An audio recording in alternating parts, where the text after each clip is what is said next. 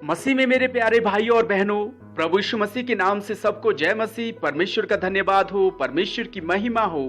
मेरे प्रभु के लोगों, आज हम महत्वपूर्ण विषय पर बातचीत करेंगे, सीखेंगे कि शैतान ने आदम और हवा को किन हथियारों द्वारा विवश किया कि परमेश्वर के खिलाफ हो जाए, परमेश्वर के वचन को न माने, परमेश्वर की आज्ञाओं का उल्लंघन करे और पाप में उलझ जाए और पापी बन जाए। मेरे प्रभु के लोगों, और शैतान उन्हीं हथियारों का प्रयोग आज भी हमारे जीवन में करता है। तो हमें उन हथियारों को जानना अवश्य है और उन हथियारों को देखकर परमेश्वर के वचन के खिलाफ नहीं जाना है। मेरे प्रभु के लोगों, हम उत्पत्ति 3 अध्याय जब पढ़ते हैं, 3 का मेरे साथ पढ़े, 3 का 1 वचन। यहोवा परमेश्वर ने जितने बनेलू पशु बनाए थे उन सब में सर्प दुष्ट था। उसने स्त्री से कहा, क्या सच है कि परमेश्वर ने कहा तुम इस वाटिका के किसी वृक्ष का फल न खाना। पहला जो हथियार शैतान इस्तेमाल करता है मेरे प्रभु के लोगों, हवा को भी उसने उकसाया, फंसाया। उस पहले हथियार का जो इस्तेमाल किया वो था शक का हथियार। मेरे प्रभु के लोगों, आदम और हवा को परमेश्वर ने अदन की वाटिका में रखा कि उसमें काम करे और उसकी रक्षा करे, और उसके साथ साथ ये आज्ञा दी कि तुम सब वृक्षों के फल बेखटके खा सकते हो, लेकिन जो बीच में जो वृक्ष लगा है भले और बुरे की ज्ञान के वृक्ष का फल उसको ना खाना। यदि तुम खाओगे तो निश्चय अवश्य मर जाओगे। परमेश्वर ने पहले ही चेतावनी और आज्ञा दे दी थी। लेकिन अब क्या होता है, शैतान हवा को बहकाने की कोशिश करता है, उलझाने की, और परमेश्वर के वचन के खिलाफ क्या करने की कोशिश करता है, जाने की कोशिश करता है।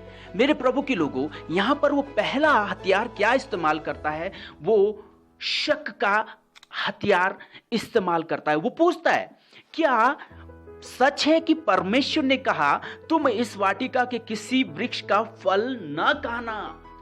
यदि हमने वचन को हृदय में रखा है तो हम साफ साफ कहेंगे परमेश्वर ने कहा कि उस वाटिका के एक वृक्ष के फल को नहीं खाना जो भले और बुरे के ज्ञान का फल है। मेरे प्रभु के लोगों, शैतान ने, सर्प ने क्या किया, पूछा, क्वेश्चन किया, उसको शक में अब डाल रहा है। क्या सच है हवा कि परमेश्वर ने कहा कि किसी भी वृक्ष के फल ना खाना? किसी भी बोल रहा है, किसी। मेरे प्रभु के लोगों, यहां पर पहला हथियार शक का हथियार इस्तेमाल किया।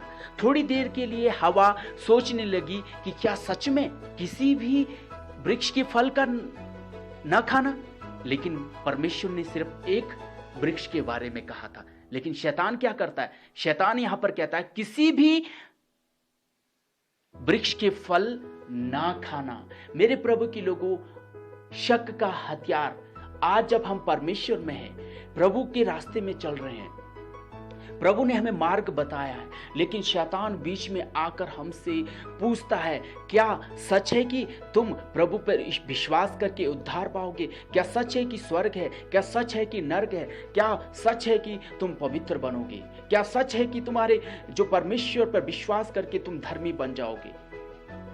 ऐसी ऐसी शक और संदेह, वो जो विश्वास हम परमेश्वर पर करते हैं उसको तोड़ने की कोशिश करता है। हमारे जीवन में क्या करता है, थोड़ी सी बाधा डाल के, थोड़ी परेशानी, थोड़े दुख कष्ट डाल के वो उस विश्वास को शक के द्वारा तोड़ना चाहता है, ताकि हम परमेश्वर पर विश्वास ना करें, परमेश्वर की आज्ञा का पालन ना करें करके।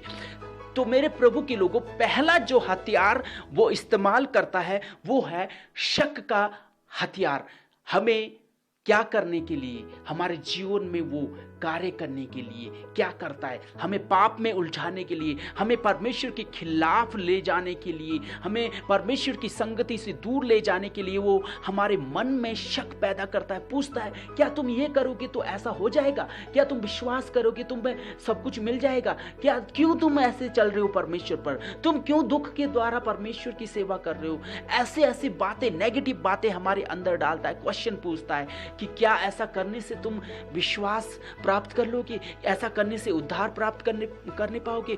कभी कभी सोचते हैं हम, क्या सचमुच परमेश्वर का जो पुनरुत्थान, प्रभु यीशु मसीह का पुनरुत्थान सही है कि नहीं है? क्या सच में प्रभु यीशु मसीह ने हमारे लिए कलवरी क्रूस पर जान दी है? ऐसी बातों को मन में लाता है, शक और शंका पैदा करता है, इसीलिए हम पाप में उलझ जाते हैं, उसकी आज्ञाओं में आकर हम पाप की तरफ चले जाते हैं। मेरे प्रभु के लोगों, पहला हथियार क्या था? शक का हथियार। दूसरा हथियार हम देखेंगे उत्पत्ति 3:4।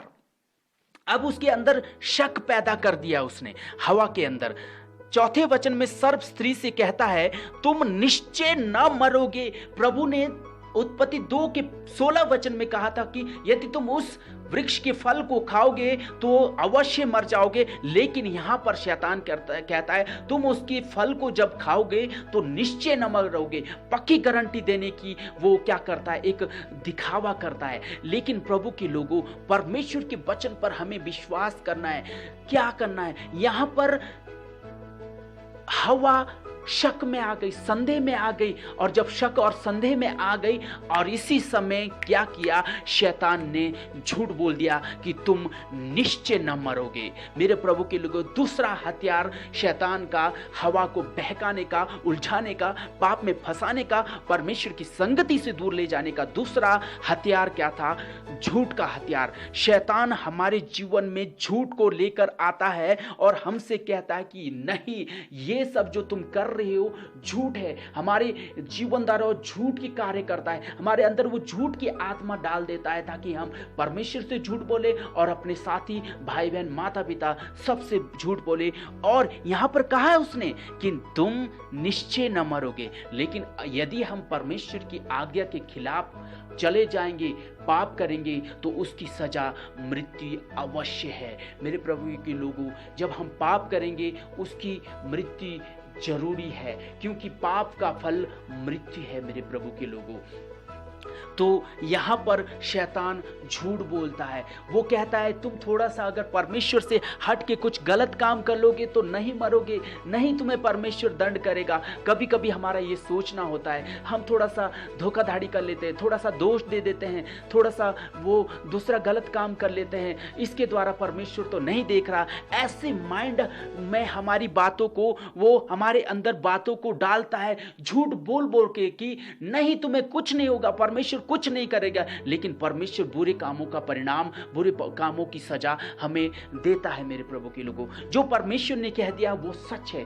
लेकिन शैतान यहां पर झूठ का इस्तेमाल कर रहा है कि तुम निश्चय न मरोगे, तुम जो मर्जी करो, परमेश्वर के आज्ञा के खिलाफ चले जाओ, कुछ नहीं होगा। लेकिन सचेत रहे, जागते रहे कि परमेश्वर के वचन के खिलाफ जब जाएंगे हम पाप करेंगे और उसकी सजा क्या है? उसका फल, उसकी सजा क्या है? मृत्यु है, वो आत्मिक मृत्यु है। हम आत्मिक रूप से मर जाएंगे। मेरे प्रभु के लोगों, हम जब यूहन्ना रचित सुसमाचार मेरे साथ निकाले, यूहन्ना रचित सुसमाचार 8 अध्याय वचन 43 से लेकर जब हम पढ़ेंगे, तुम मेरी बात क्यों नहीं समझते? इसलिए कि तुम मेरा वचन नहीं सुन सकते।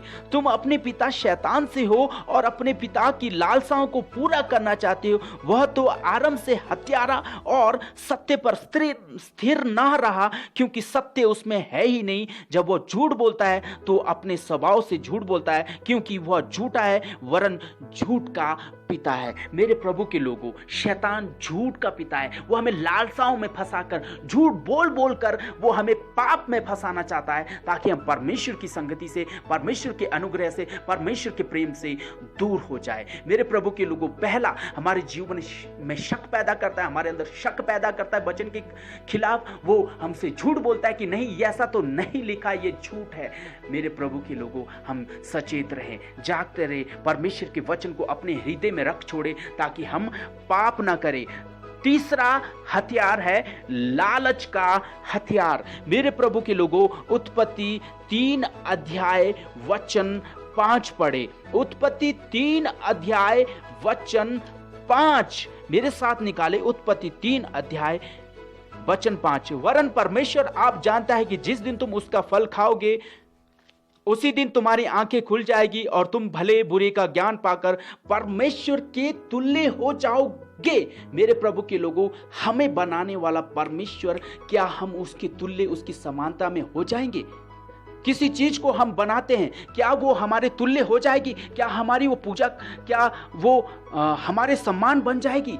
परमेश्वर ने अपनी समानता में तो बनाया है, लेकिन हम उसके बराबर के नहीं हैं, हम उससे ऊपर नहीं हो जाएंगे। शैतान ने ऐसे ही करने की कोशिश की। उसने अपने आप को इतना सुंदर समझ लिया कि वो कहने लगा मैं परमेश्वर से भी बड़ा बन जाऊंगा। इसीलिए तो वो लालच करके उस पदवी को पाना चाहता था। आज शैतान हमारे मन में भी लालच डाल देता है ताकि हम सोचे कि हम परमेश्वर के तुल्य हो जाए, हम बड़े हो जाए, हम अमीर हो जाए।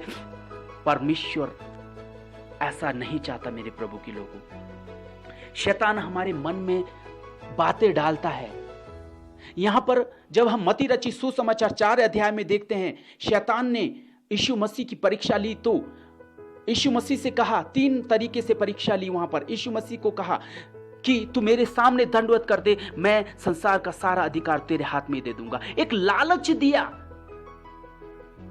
ऐसे ही लालच शैतान आज हमारे जीवन में देता है कि मेरे साथ चल, मेरे सामने दंडवत हो जा, तुम परमेश्वर के तुल्य हो जाओगे। लालच देता है। वो संसार की भौतिक चीजें हमें देना चाहता है, लेकिन वो नष्ट होने वाली है, नाशवान होने वाली है। हमें क्या करना है? हमें लालच नहीं करना है। जब हम लालच करेंगे, क्या करेंगे? हम पाप में उलझ जाएंगे, फंस जाएंगे। हमने यूहन्ना रचित सुसमाचार 8 अध्याय में पढ़ा कि वो हमें बुरे बुरे बातों में फंसाकर, लालसाओं में फंसाकर वो हमारे अंदर झूठ पैदा करता है ताकि हम परमेश्वर के खिलाफ हो जाए। मेरे प्रभु के लोगों, लालच, एक बड़ा बनने की, परमेश्वर के तुल्य बनने की लालसा उसके अंदर थी, वो हमारे अंदर नहीं होनी चाहिए। जिसने हमें बनाया, क्या हम उसके तुल्य हो सकते हैं? हम तुल्य नहीं हो सकते। हम पापी है, परमेश्वर पवित्र है। हम अधर्मी है, परमेश्वर धर्मी है। हम कभी भी पवित्र परमेश्वर के तुल्य नहीं बन सकते मेरे प्रभु के लोगों। इसलिए आज हमने देखा कि परमेश्वर के खिलाफ,